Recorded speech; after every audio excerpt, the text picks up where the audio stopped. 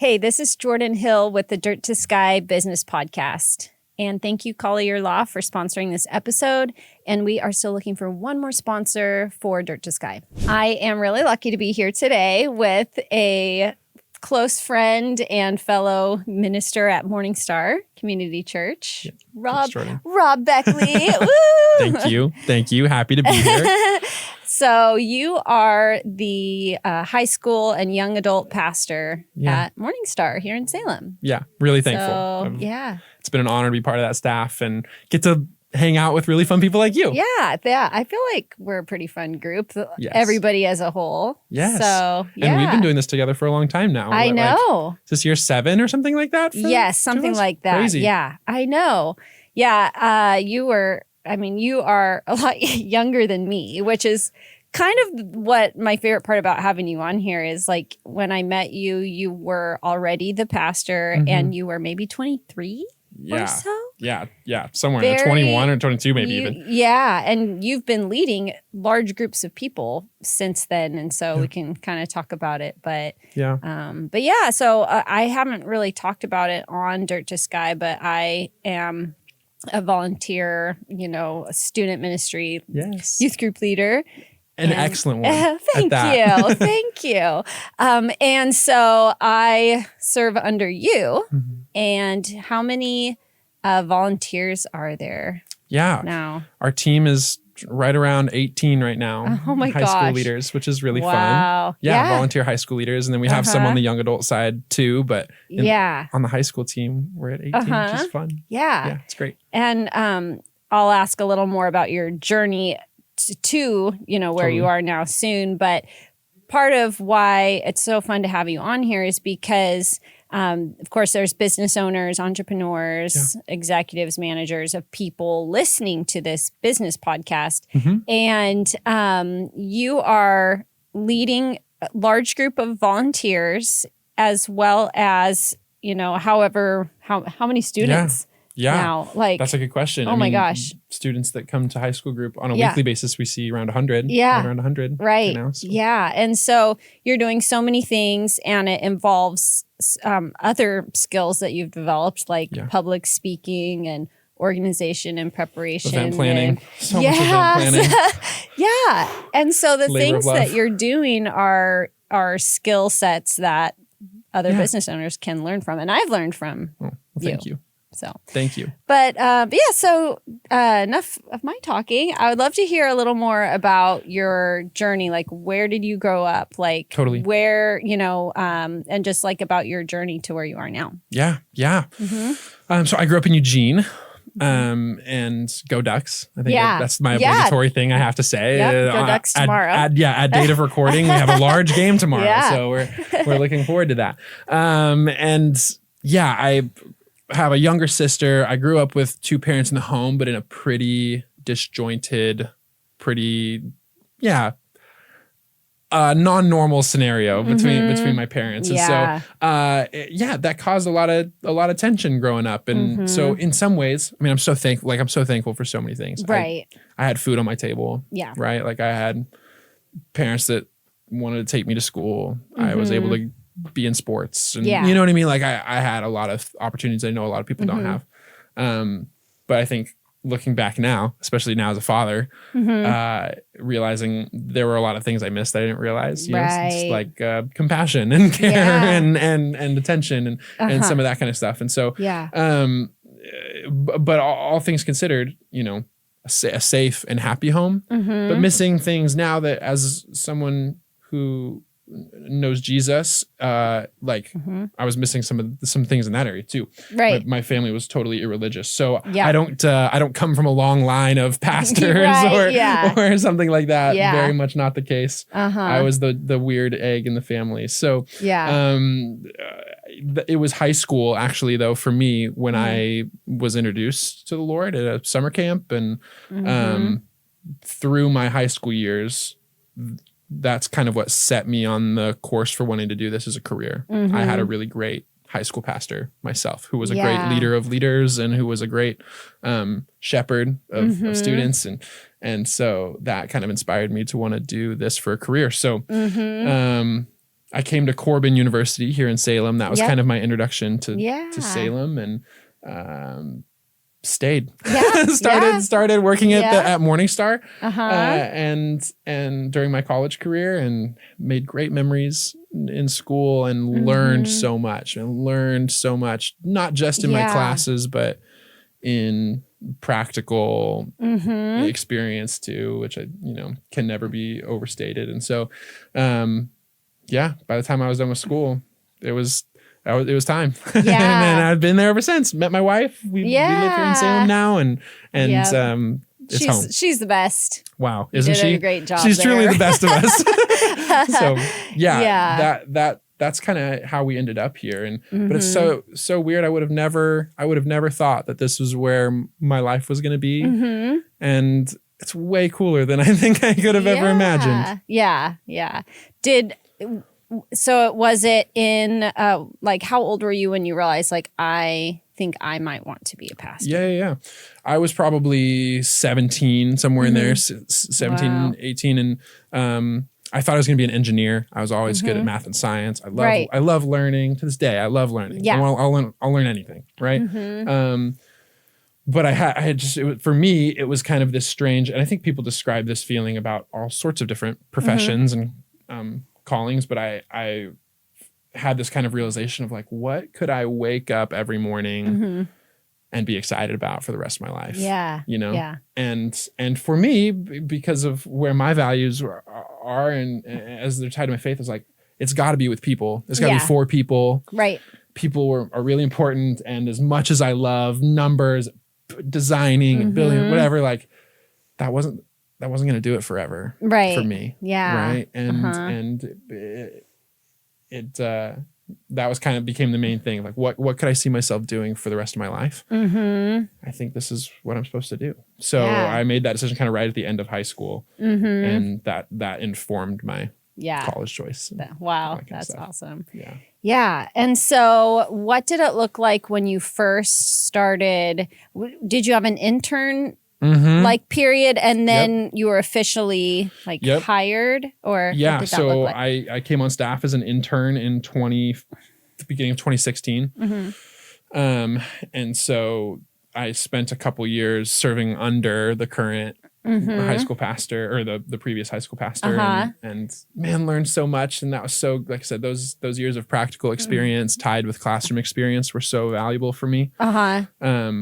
But the thing that I've battled my whole career, the thing that I still sometimes feel like is challenging, is just being so young, being from the start. You know what I mean? Just like being younger than everybody. All the, like, so many of the volunteers are all older than me. Yeah, I'm not that much older than students to this day. You know, now I get up and they have me preach on a Sunday or something like that. It's just like, I love it and I'm honored to do it, but I'm embarrassed how young I am compared to so I'm just like, man, here I am up here trying to lead or say something, or so that's been one of my main things that I've really had to combat. I'm sure people feel that in lots of different spheres.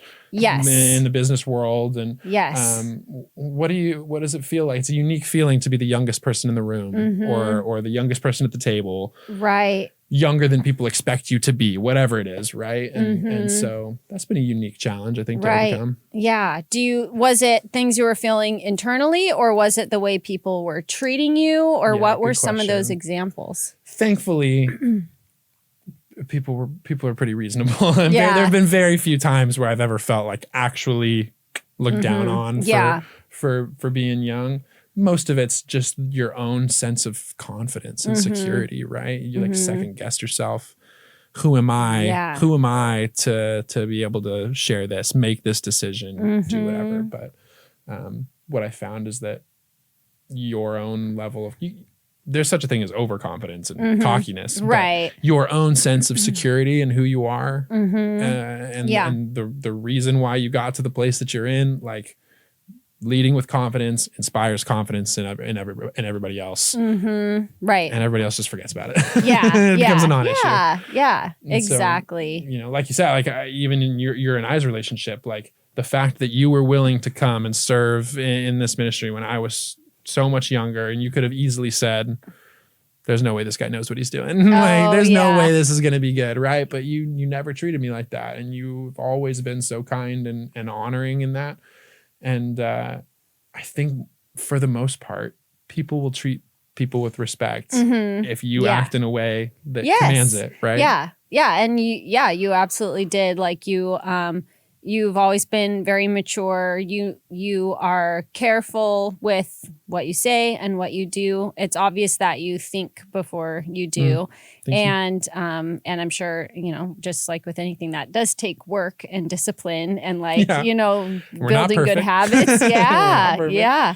Yep. And so, there's some great like concepts around confidence just because, I lead agents that are terrified of what they do when they're just starting out. And I think the quote is, confidence is not a precursor to, maybe success is the word. Confidence isn't a precursor to success. It's the reward of taking action or something like that. Like it doesn't come beforehand. Like it's just by taking action that's how you gain the confidence.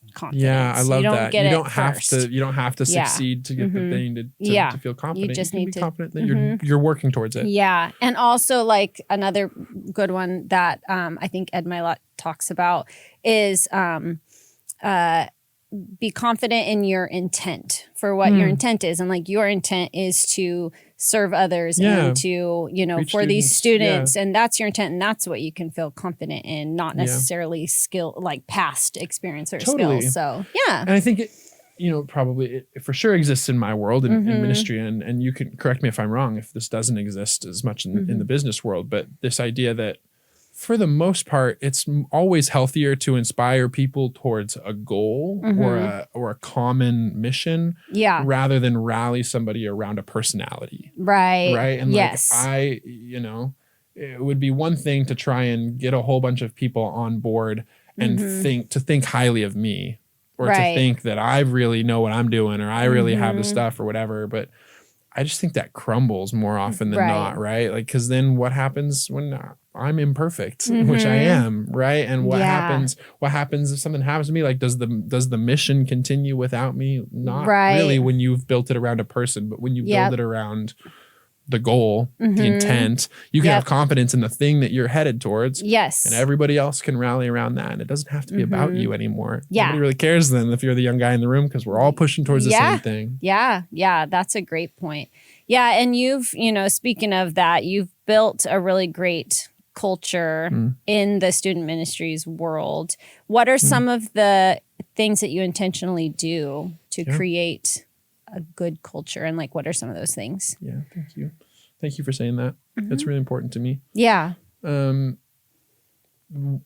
I mean, I can go down a list of things that come to my mind. I mean, some easy ones or some things that are really easy but intentional is like a lot of we language, we and us, right? Yeah. Like, is my role on paper different than the role of my volunteers? Well, sure. I guess it's my job, right? But we are all together there with the same goal. And, for you guys, your main role as volunteers is leading small groups and leading your own little group of students. And I could say as a leader, like, I'm not going to do that. I'm going to just lead you guys to do that.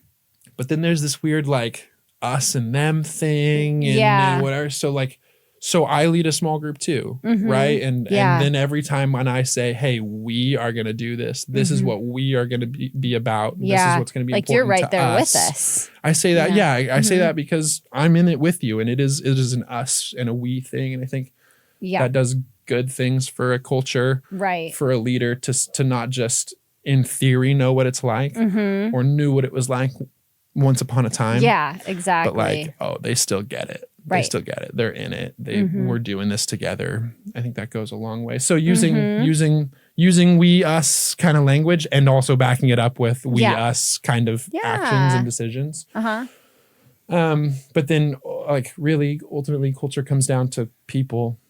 People build culture. And so being intentional about the kind of people that you have on your team and not letting bad like people who would twist that and make that negative, like not letting that go on too long.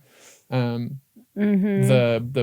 phrase slow to hire, quick to fire, right? Which is like funny because it's volunteering and that's not like what we're really doing, but it's a great principle when it comes to culture building and having a healthy business or anything is that like, man, take a long time making sure you're getting the right people from the get-go. And then when things are going wrong, don't let things go wrong forever. Right. Like make decisions about things that are going wrong and be slow to make sure you get the right people. That's why I think we just have such an incredible team. I'm so thankful for the team that we have. And so very little of the culture of how great the team feels comes down to me. It comes down to it's full of great people. Yeah. It's full of great people that we've been really intentional about. Have you ever had within the group of volunteers like conflict? Like how do you, what are some of your, ways of successful conflict resolution? Conflict resolution.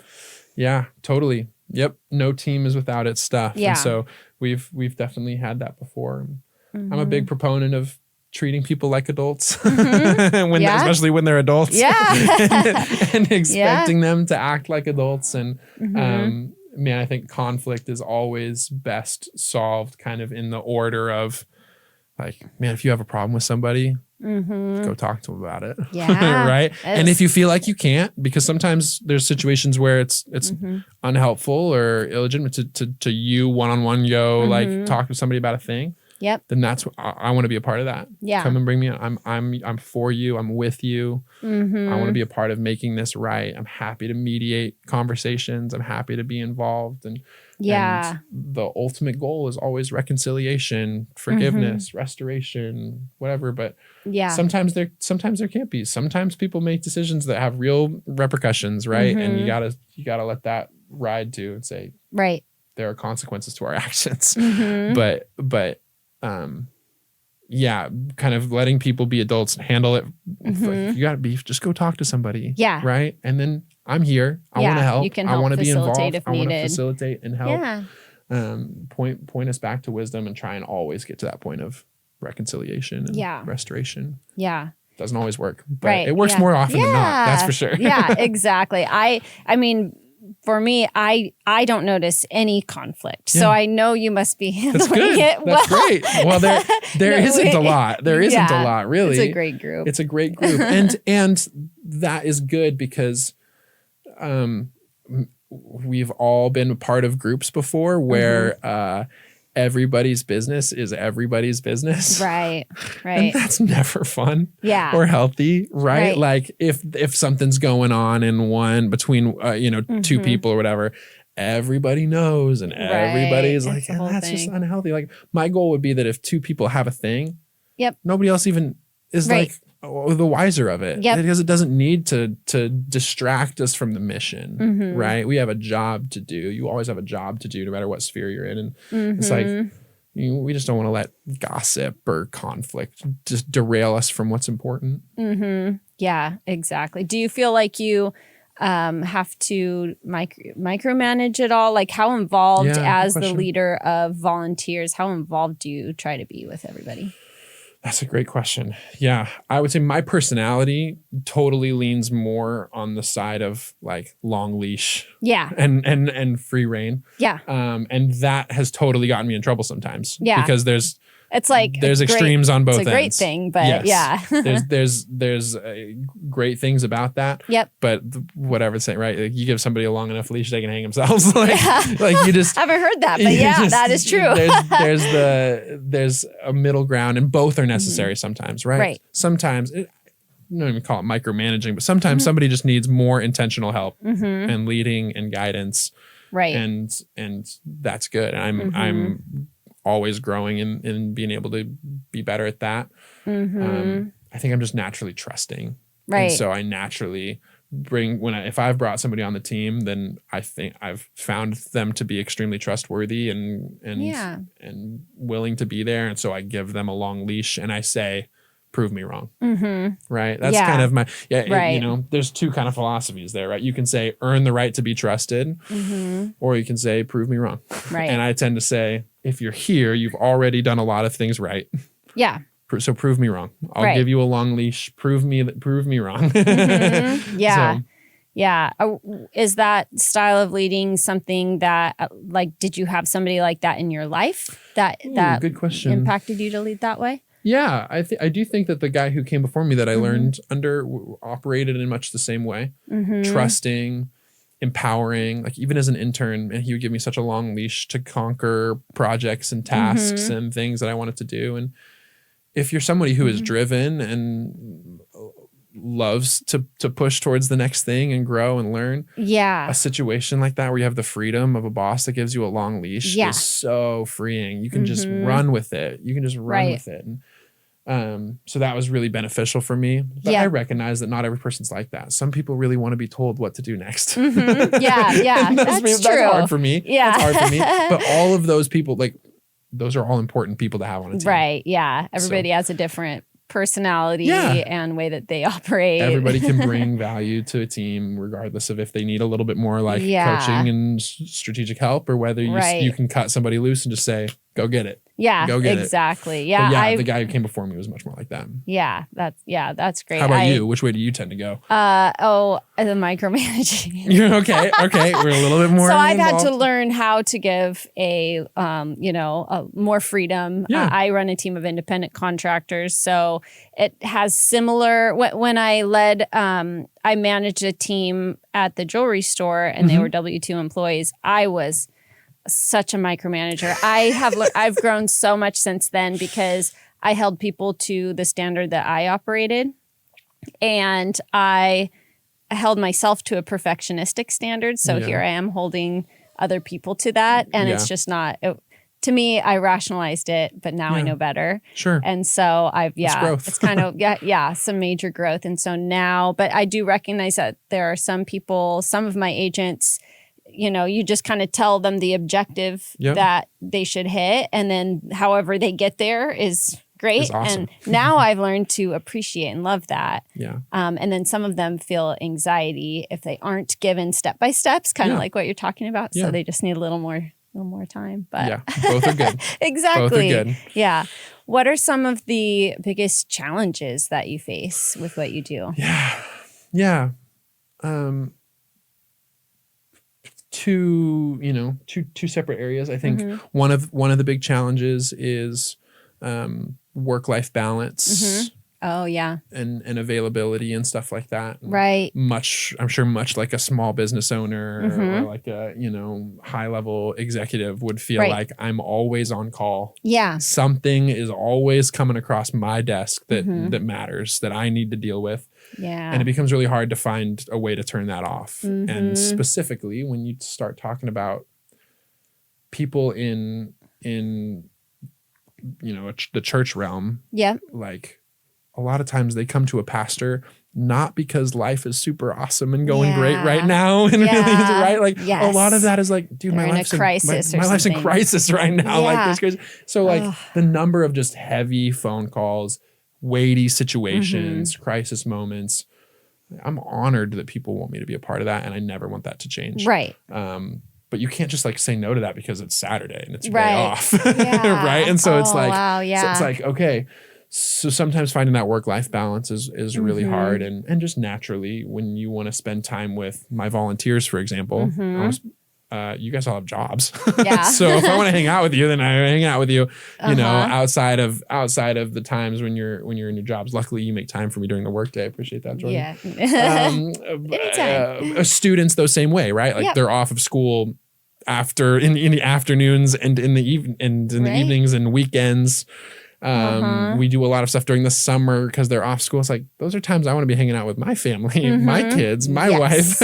Yes. And so work-life balance becomes really tricky. And what are some things you've learned to do to help protect that? Oh man, I am very much on the road right now. So it feels, but I have come a ways. There is a lot of road behind me. So for me, one of the biggest things, man, when I started, every text felt so urgent. Oh, yes. Like, do you remember that feeling? Like, like a text comes in and you're like, I got to answer this. Right. I got to respond to this right now. Yep. And you can't let them down. You can't let them, I can't not answer this person. Right. I'm letting him down. I don't know how, at some point that feeling went away. Right. I probably have 30 unread text messages right now that you just let sit. You just let sit. And that used like, that would have been a crazy number for me back in the day. Right. To let that kind of thing go. But I just recognize like, I only have so much brain power in a day. I only have so much attention. And I value saving some of that for my family. And so whether that means I'm not going to jam every moment of my day responding to texts, and I'm not going to do it at home when I want to be with my family. And I just block out times where, all right, for the next 30 minutes, I got time. I'm going to lock in on all my text messages, respond to a bunch of these. You're intentional about that time. Blocking in some of the communication stuff. And it's just been trying to be better about being where my feet are, you know? Right. Like if I'm at work, go hard on work stuff. And if I'm at home, be the best dad, be the best husband I can be, and work stuff can wait. But again, that's the hard part, is that sometimes work stuff can't wait. It's not like, oh man, I didn't get this thing ordered or I didn't get this whatever. It's like, this kid is in crisis mode, right? Or this kid is missing, or this family is going through tragedy, right? You're like, some of that stuff can't wait. Some of that stuff can't wait. And so I'm thankful not everybody gets the opportunity, but like I can be really flexible with my schedule. So if I spend a whole Saturday in crisis mode with a family or something like that, I can probably not come in very much on Monday. Right. Right. Exactly. If my other things can be pushed around or whatever. Right? But so just trying to really protect my time with my family. I've just been really convicted by this idea that my kids get one childhood. Yes. Like I don't get any do-overs. Yes. I didn't get any trial runs. I don't know if you got any trial runs, but like, no, there's no manual. You don't. Yeah. You get the kid comes, and you're like, all right, I'm now dealing with this kid's childhood, the one childhood they get. Yep. And so for my to be about to be 4 kids, it's like we got to be really intentional with that. We got to be really intentional with that. And there's no amount of money, there's no amount of job satisfaction, there's no amount of like personal success for me that's ever gonna outweigh the importance of raising my kids. I love that. It's hard for me to turn off work mode when I'm home with mine. Probably is for you too, it sounds like. And so I've started blocking out times during the week, like Friday nights and Sundays, and convincing my brain that it's a very important work. This is, And I'm like, this is just, and it's more important than a work event. But I'm so trained to always be thinking about work. It's my own fault. And so that's what I do is this is more important than work, and I'm not scheduling anything over it. And so that made a big difference for me, because it's hard to switch. It's really hard to go back and forth like that. It's really hard to go back and forth. Like, and people that like work from home. I'm like, dude, I don't know how people do that. I love it, actually.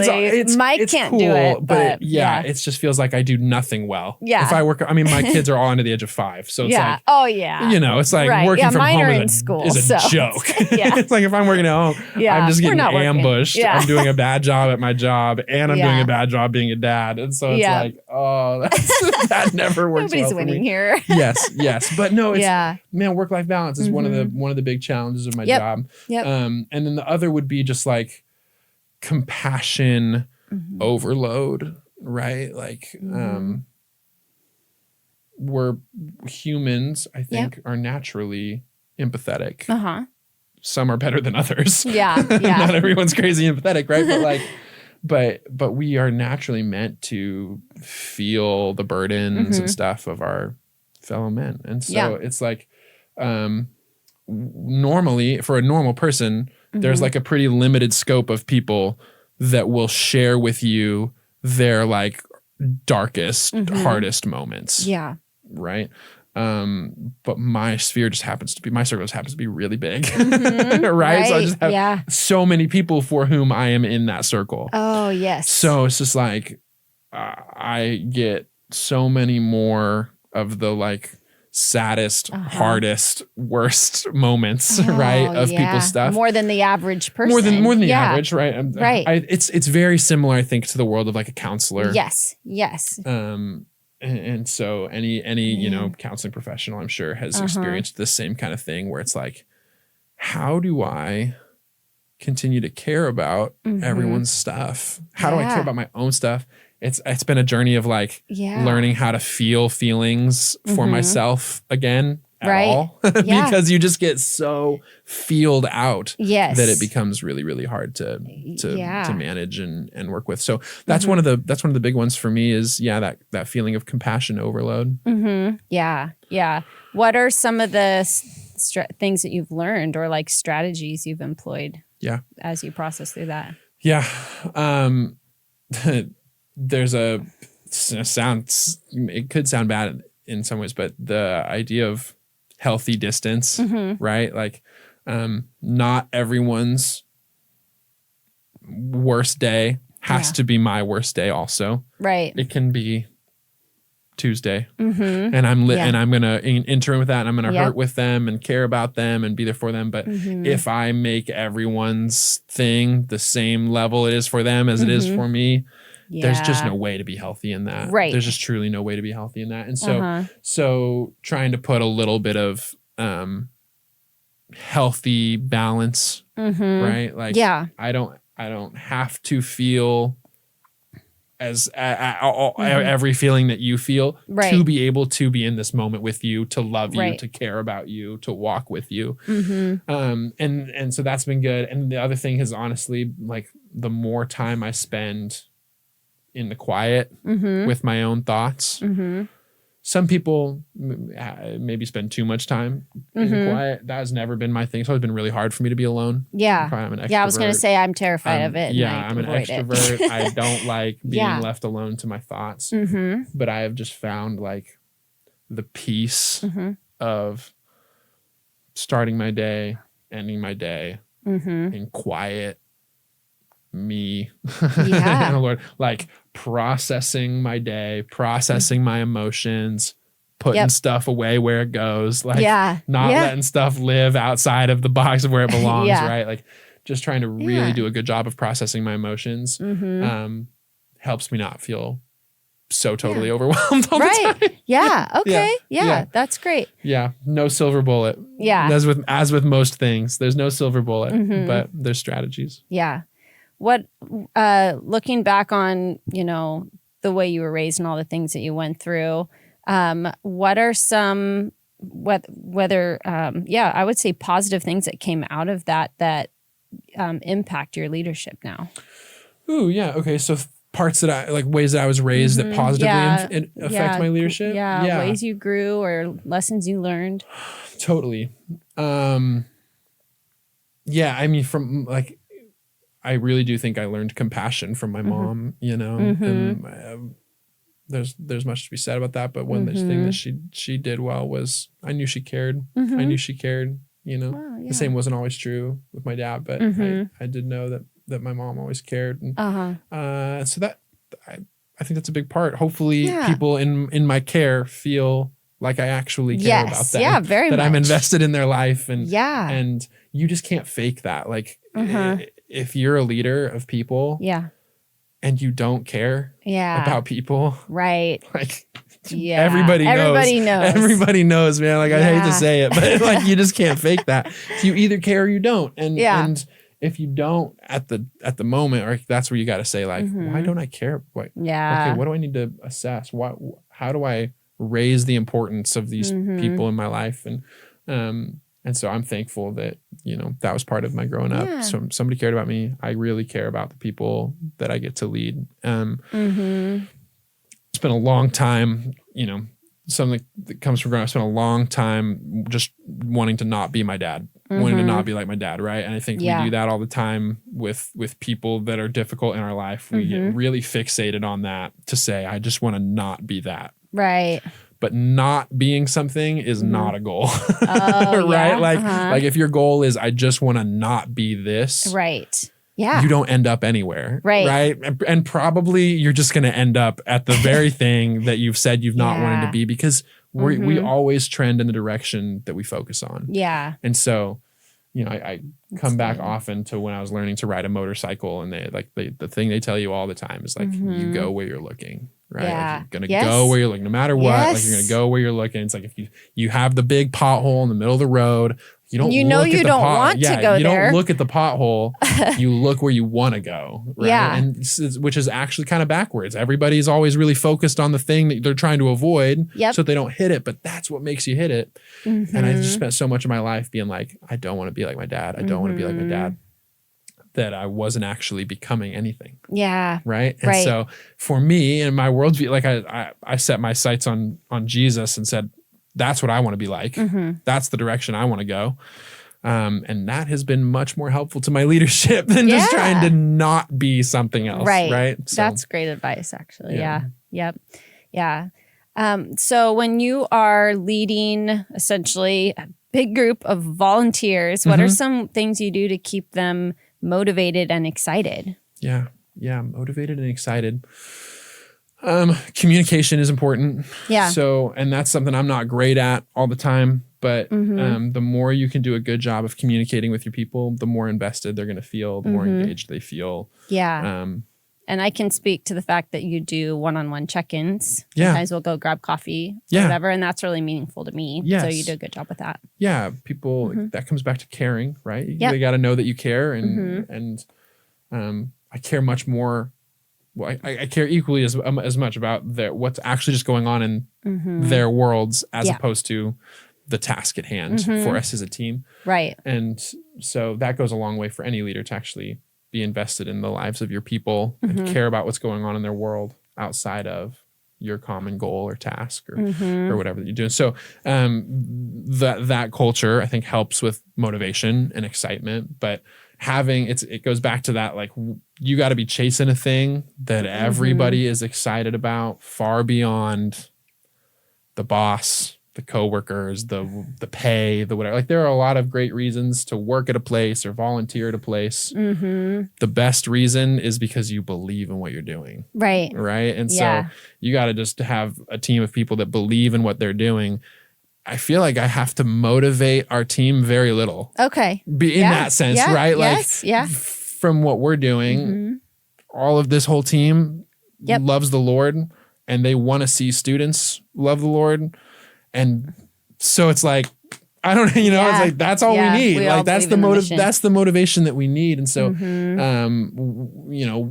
outside of the church world, if you have a group of people that believe in what your business is trying to do or your team is trying to accomplish, they believe in the mission far beyond the fact that they get paid to do it as a job, far beyond the benefit package or the quality of the boss or the coworkers. They just believe in the thing. Yep.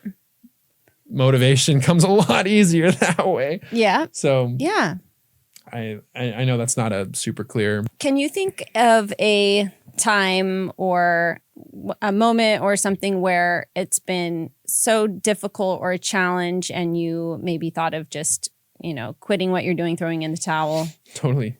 Yeah. Yeah. Yeah.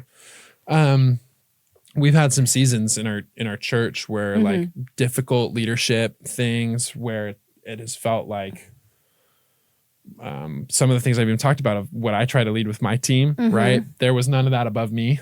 Yeah. And so I was what are we doing? Like, can I stick around and be a part of this? And it relates really closely to a core thing we haven't had a chance to talk about, but this idea that, like, for me, success is defined by faithfulness, right? Not by results. And I know that that's not a principle that always applies really well in the business world, per se, because at some point you gotta argue with the bottom line, you gotta argue with profits, you gotta argue with whatever, right? But like, for me, and recognizing what God has asked me to do, my success is not about, like, did I do a really good job for a year?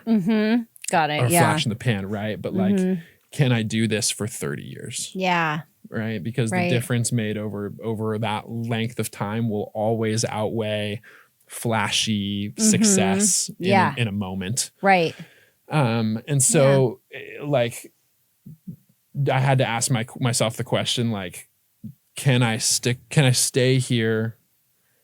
The measure is faithfulness, right? The measure is faithfulness. The measure is faithfulness. And that's so in the leadership one, that's where it was like, all right, yeah, it's not about, is it always fun? Is it always easy? Do I always feel so supported and loved and cared about and equipped and whatever? Right.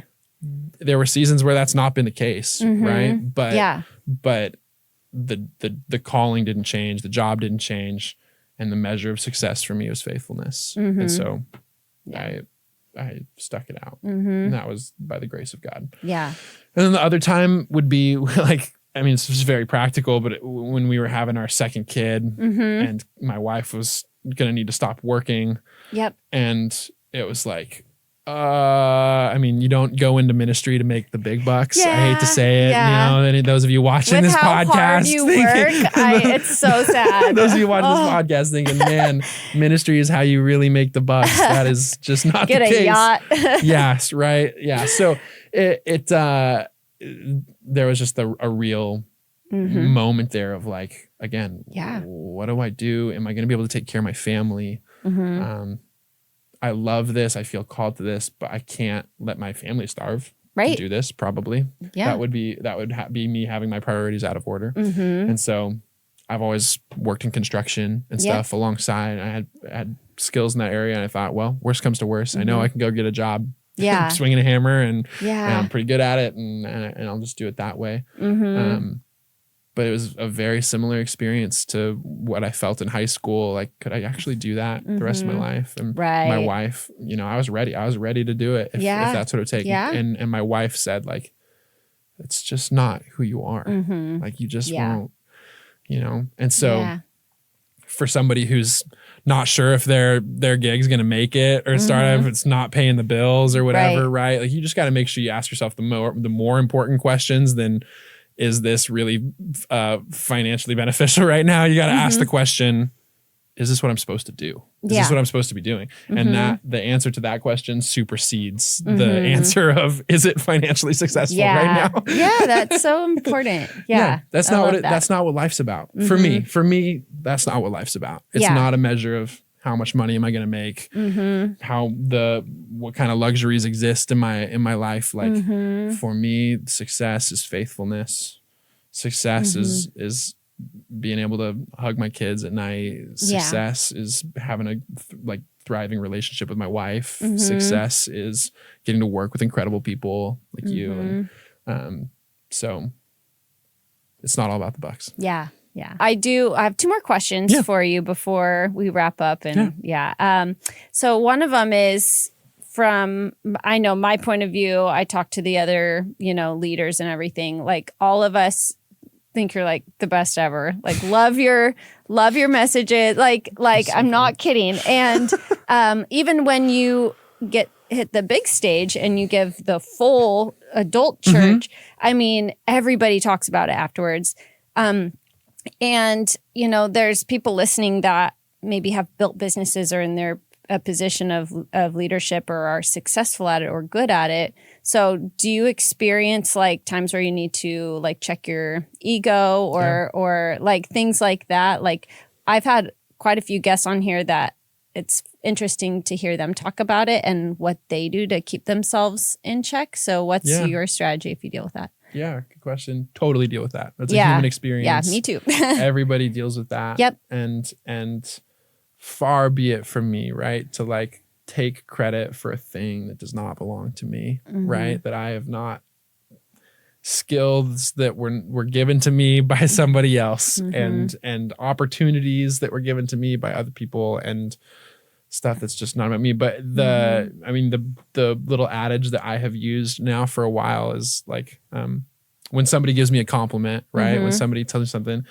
we all know the person who you compliment and then they go like, no. Like they won't accept it. Right. That feels kind of weird. Yeah. Right? Like, that's like not fun. Because that person is genuinely trying to express. Like, what's going on here? So my thing is always like, I like will graciously accept the compliment, and I envision myself taking it and putting it in my pocket, right? Like I just take that. It doesn't go in my heart. It doesn't go in my mind. Like it doesn't feed my. I take it and I'm thankful for it. Acknowledge it, and I put it in my pocket. And somebody gives me another one. I take that and I put it in my pocket. And then at the end of the day, when I'm getting ready for bed, and I'm emptying my pockets. Phone, wallet, keys. And I take that stuff out of my pocket and just give it all back to the Lord. Lord, this is all yours. I was just holding on to it. Right. And so trying to just keep that, like to be thankful for it, to accept it. People are trying to be kind, and I want to honor that. But it's not for me. Right. It's actually for God. So I take it and I'm thankful and I hold on to it. And then I give it to the Lord later. I love that. That's actually... I'll always think of that now. So put it in your pocket, keep it for later. And keep it to give the Lord later. So great. Thank you. That's a good, that's a good question. But it's always, I feel like speaking in front of people just comes with so much of that naturally. Right. Yeah, definitely. Yeah. And so my last question before we wrap up is, if you could give one piece of advice or just a useful strategy or anything to somebody who leads a group of people, manages a group of people, what's just your biggest piece of advice for them? I would say, you've probably heard me say this so many times, you can't lead someone somewhere that you haven't been. Oh, yeah. Right? You can't lead someone somewhere that you haven't been. And so, whatever that means for somebody in their unique spot, for me, in areas of faith and people's growth and stuff like that, it means I can't tell somebody to do something in their life that I'm not willing to do, right? Or already doing. And our integrity as leaders, right, is of utmost importance. And if we're talking a talk but not walking a walk, right, like you will always come to the end of yourself in that, like, in a bad kind of crash and burn kind of way, if your own integrity does not outpace your leadership. And so you got to be willing to do, if you're going to ask somebody to work overtime on the weekends, you better have a lot of overtime yourself, right? Like if you're going to ask somebody to give the extra mile, to lay something, to sacrifice something themselves, to whatever, right? Like that better be something that you yourself as a leader are willing to do too. Otherwise your leadership is hindered. It's fake in some ways. Right. Yeah. So you got to be willing to go first where you want to lead people to go. Yeah, I definitely feel that under your leadership. Like I always feel like you're just right there with us. And so I really appreciate that about you. Thank you so much for being on Dirt to Sky. Yeah, it's an honor. Thank you so much. You're one of the... You can put this in your pocket. You can even leave it in there till tomorrow. But you're a wonderful leader and to us, and you inspire me, and I've learned a lot from you. So thank you, Jordan. Thank you for all you do. You help so many people, and in an avenue like this, to be able to like lead a group of people towards excellence is really, really cool. Thank you. It was an honor. All right. Well, thanks again for being here, and thanks for joining Dirt to Sky Business Podcast today. Woohoo! Boom. Yay!